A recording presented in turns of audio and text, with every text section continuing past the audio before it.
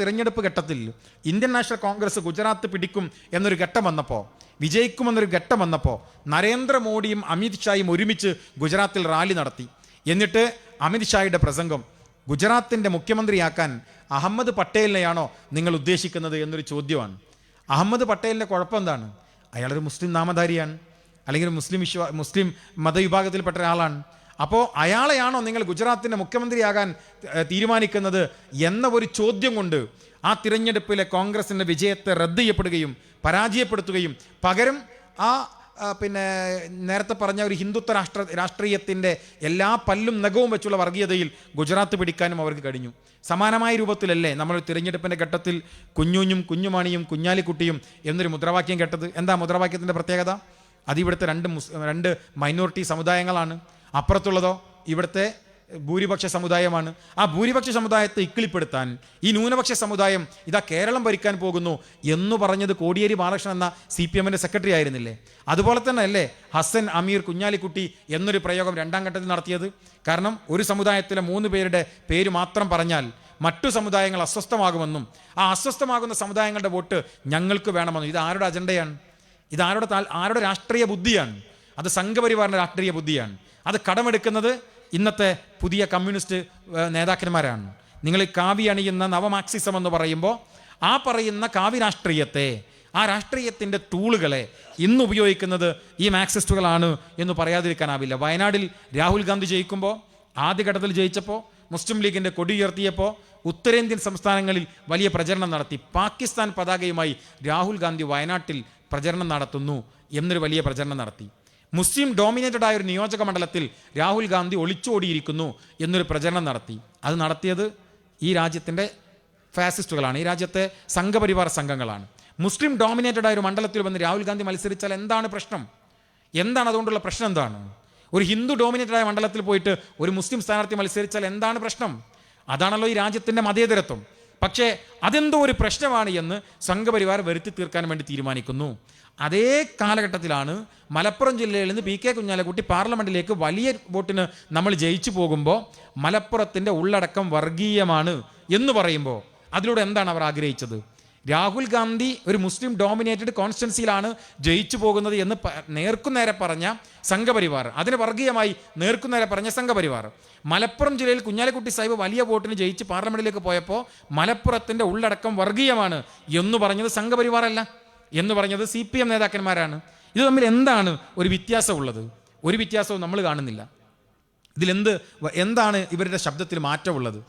പാലക്കാട് ആന ചെരിയുമ്പോൾ അത് മലപ്പുറത്തിൻ്റെ അതിർത്തിയിലാകുമ്പോൾ ഉത്തരേന്ത്യൻ സംഘപരിവാർ സൈബർ ഹാൻഡിലുകൾ മലപ്പുറം പോലത്തെ ഒരു ജില്ലക്കകത്ത് ആനകൾക്ക് പോലും ജീവിക്കാൻ കഴിയുന്നില്ല എന്ന വാർത്ത പടച്ചുവിട്ടത് നമ്മൾ മറന്നുപോയിട്ടില്ല.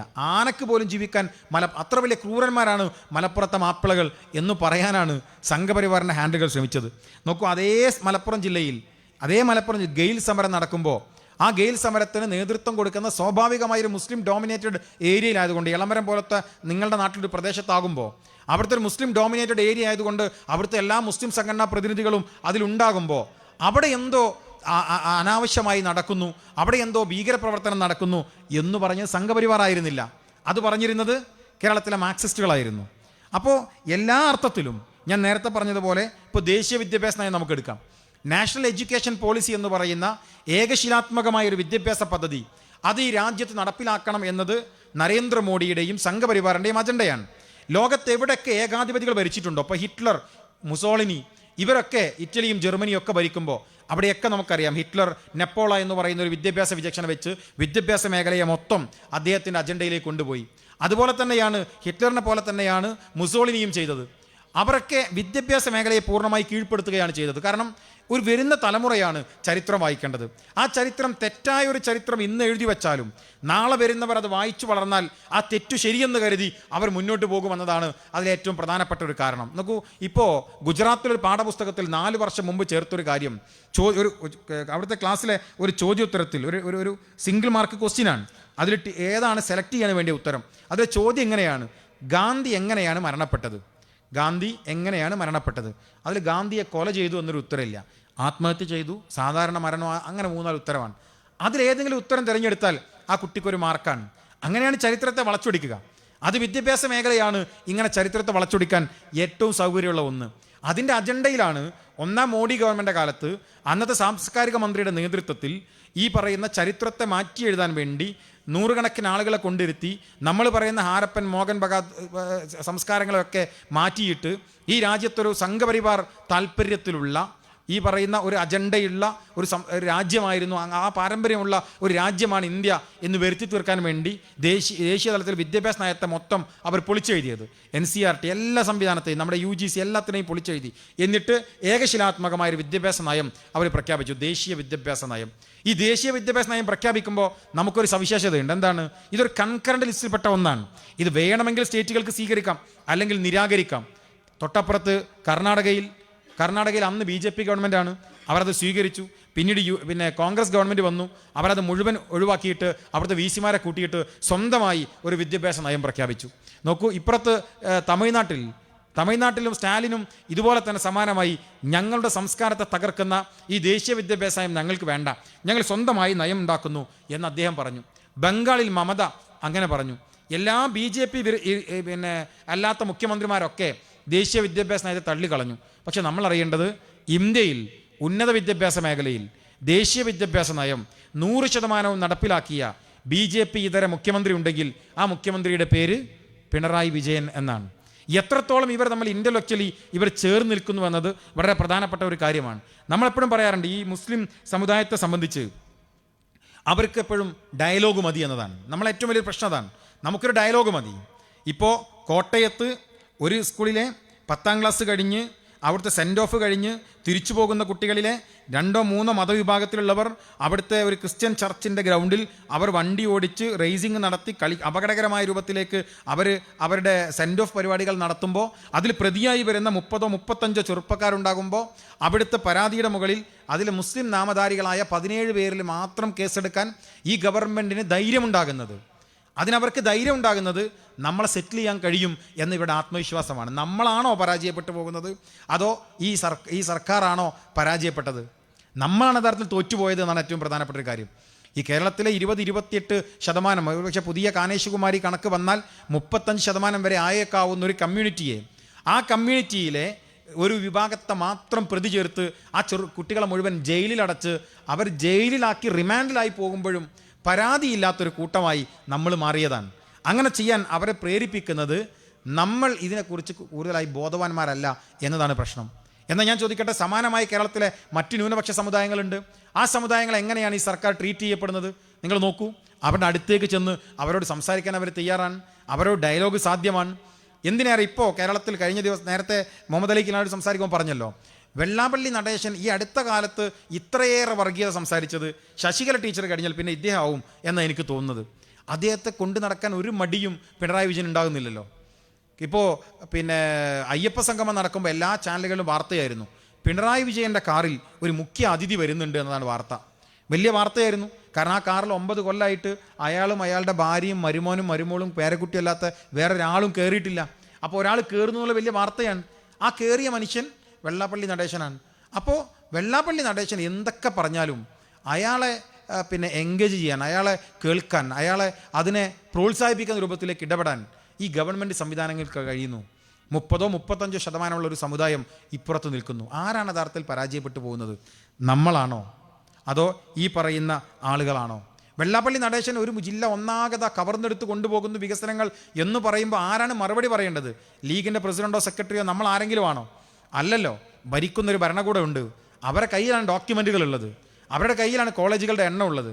യഥാർത്ഥത്തിൽ എൻ്റെ ഭരണകൂടത്തിൻ്റെ കീഴിലുള്ള ഒരു ഭൂപ്രദേശത്തെ അത്തരത്തിൽ വർഗീയമായി ഒരാൾ ആക്രമിക്കപ്പെടുമ്പോൾ അത് ശരിയല്ല എന്ന് ഡാറ്റ വെച്ച് സമർത്ഥിക്കേണ്ടത് ഈ സർക്കാരാണ്, ഈ സർക്കാരിൻ്റെ ഭാഗമാണ്.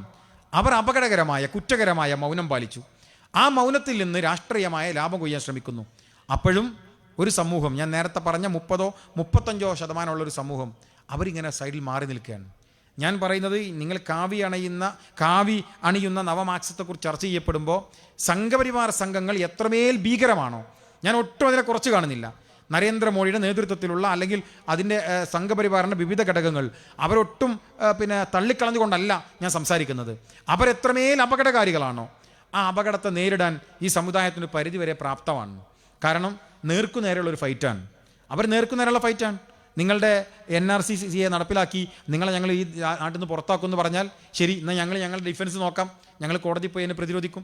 നിങ്ങളുടെ വഖഫ് അത് ഞങ്ങൾ ശരിയാക്കുമെന്ന് പറഞ്ഞാൽ ശരി, എന്നാൽ ഞങ്ങൾ നോക്കാം, ഞങ്ങളെ കൊണ്ട് കഴിയുന്ന മാതിരി ഞങ്ങൾ നോക്കാം എന്ന് പറഞ്ഞ് നമ്മൾ ജുഡീഷ്യറിയെ സമീപിക്കും. എന്നാൽ ഞാൻ നേരത്തെ പറഞ്ഞ ഇൻ്റലക്ച്വലായ ഈ കടന്നുകയറ്റങ്ങളെ തിരിച്ചറിയാൻ കഴിയാത്തൊരു സമുദായമായി നമ്മൾ മാറി. ഇപ്പോൾ ദേശീയ വിദ്യാഭ്യാസ നയം നടപ്പിലാക്കുമ്പോൾ യഥാർത്ഥത്തിൽ സംഭവിക്കുന്നൊരു പ്രശ്നമുണ്ട്. നമ്മൾ 3 ചെറുപ്പക്കാരെ ജീവിതം കൊടുത്തത് എന്തിനു വേണ്ടിയിട്ടാണ്? അറബി ഭാഷയ്ക്ക് വേണ്ടിയിട്ടാണ്.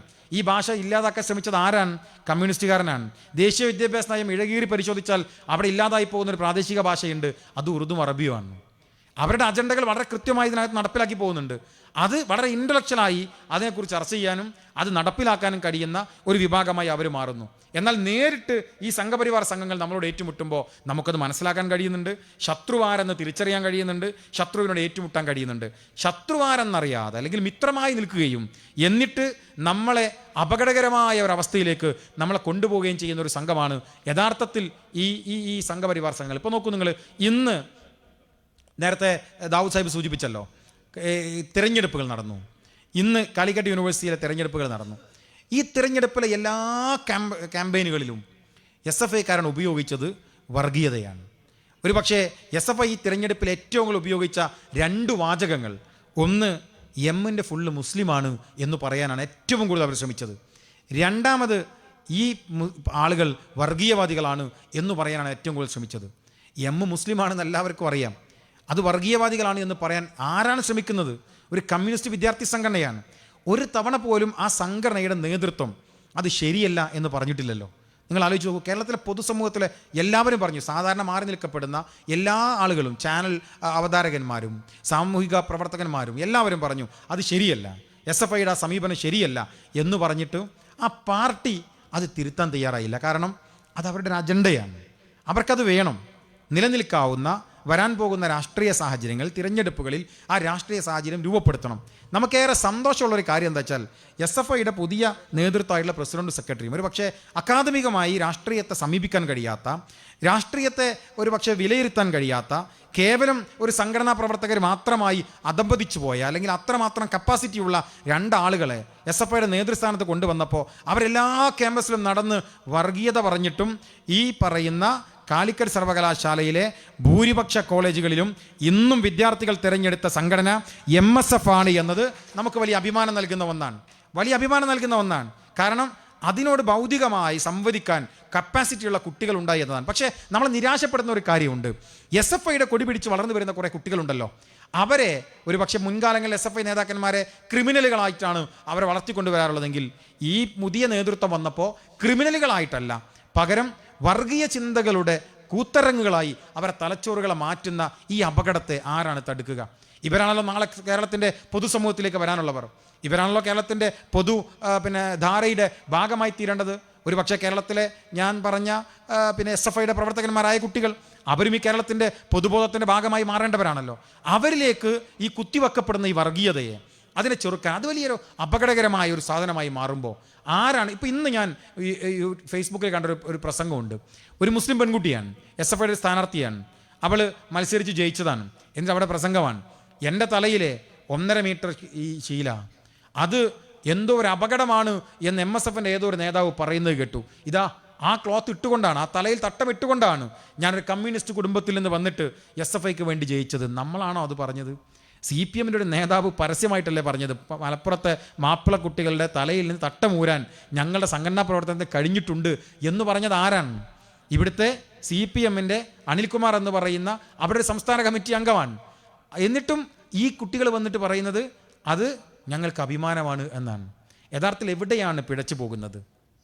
നിങ്ങളിവിടെ ചർച്ച ചെയ്യപ്പെടുന്ന ഈ കാവി അണിയുന്ന നവമാർക്സിസം എന്നെടുത്ത് എനിക്കൊരു കാര്യം ചേർത്ത് വെച്ചുകൊണ്ട് അവസാനിപ്പിക്കാനുള്ളത്, കാവ്യ രാഷ്ട്രീയം എത്രമേൽ അപകടകരമാണോ അതിനെ എല്ലാ അർത്ഥത്തിലും ഉൾക്കൊണ്ടുകൊണ്ട് ഞാൻ പറയുന്നു, അതിന് തത്തുല്യമായ അപകടം അല്ലെങ്കിൽ ഒരു പരിധി അതിനേക്കാൾ വലിയ അപകടമായി കമ്മ്യൂണിസം മാറുന്നുണ്ട് എന്നതൊരു യാഥാർത്ഥ്യമാണ്. അത് നിങ്ങൾ മനസ്സിലാക്കേണ്ടത് ഒരു പക്ഷേ കാവ്യ രാഷ്ട്രീയത്തെ നേർക്കുന്ന ഒരു ഏറ്റുമുട്ടലിൽ നമുക്ക് തിരിച്ചറിയാൻ വേണ്ടി കഴിയുന്നുണ്ട്. ഏറ്റുമുട്ടാൻ കഴിയുന്ന സാധ്യമായ ടൂളുകൾ ഉപയോഗിക്കാൻ നമുക്ക് കഴിയുന്നുണ്ട്. പക്ഷേ കൂടെ നിന്നുകൊണ്ട് ഇവർ ചെയ്യുന്ന മതേതര ചേരിയുടെ ഭാഗമായി നിന്നുകൊണ്ട് ഇവർ കാണിക്കുന്ന ഈ അക്രമത്തെ നമുക്ക് തിരിച്ചറിയാൻ കഴിയുന്നില്ല. അത് പറയാൻ ശ്രമിച്ചതാണ് KM ഷാജി സാഹിബ്. അതിൻ്റെ പേരിലാണ് അദ്ദേഹം വേട്ടയാടപ്പെടുന്നത്. അദ്ദേഹം പറഞ്ഞൊരു യാഥാർത്ഥ്യമല്ലേ എന്ന് ഞാൻ നേരത്തെ പറഞ്ഞ കണക്കിലടിസ്ഥാനം നിങ്ങൾ പരിശോധിക്കുക.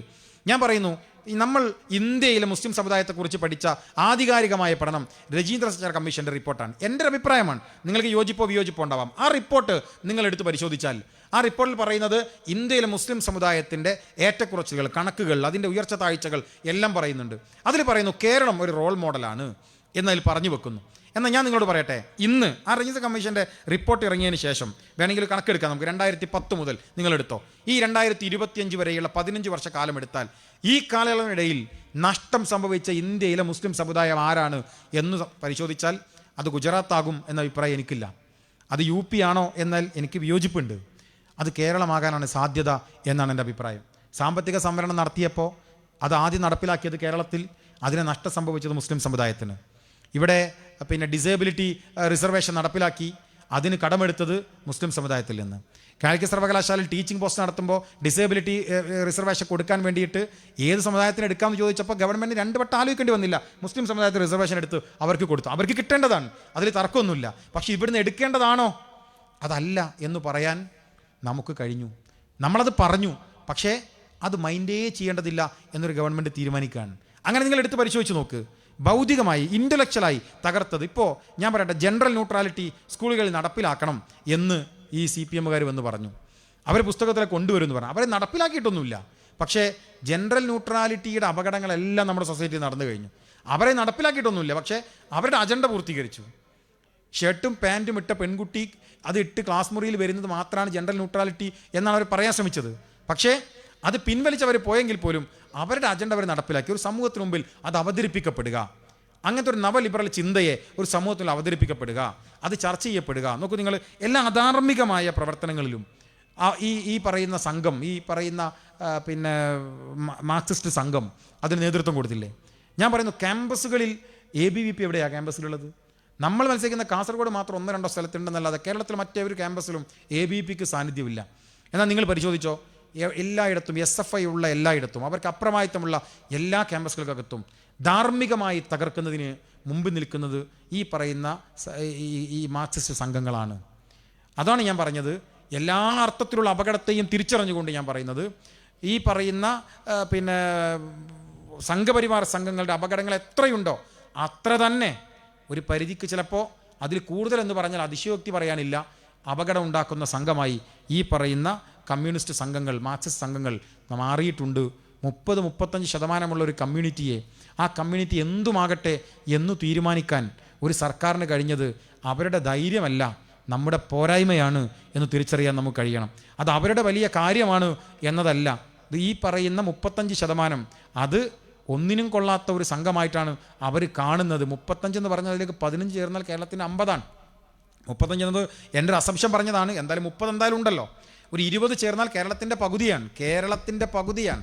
ആ കേരളത്തിൻ്റെ പകുതിയാകാൻ കഴിയുന്ന വലിയൊരു കഷ്ണത്തെ നിസ്സംശയം മാറ്റി നിർത്താനും അവർ ഞങ്ങൾക്കൊരു അജണ്ടയല്ല എന്ന് പറയാനും ഒരു ഗവൺമെൻറ്റിന് കഴിയുന്നു എന്നതാണ് പുതിയ കാലത്തിൻ്റെ അപകടം.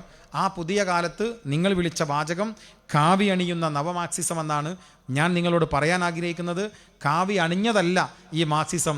അവരുടെ ജനാധിപത്യത്തിൻ്റെ ഷർട്ട്, അവരുടെ ജനാധിപത്യത്തിൻ്റെ മേൽമുണ്ട് അഴിഞ്ഞു വീണതോ അത് നേർത്തതായപ്പോൾ അകത്ത കാവി പുറത്ത് കാണുന്നതോ ആണ് എന്ന് തിരിച്ചറിയാൻ നമുക്ക് കഴിയണം എന്ന് മാത്രം പറഞ്ഞുകൊണ്ട് അവസാനിപ്പിക്കുന്നു. അസ്സലാമു അലൈക്കും.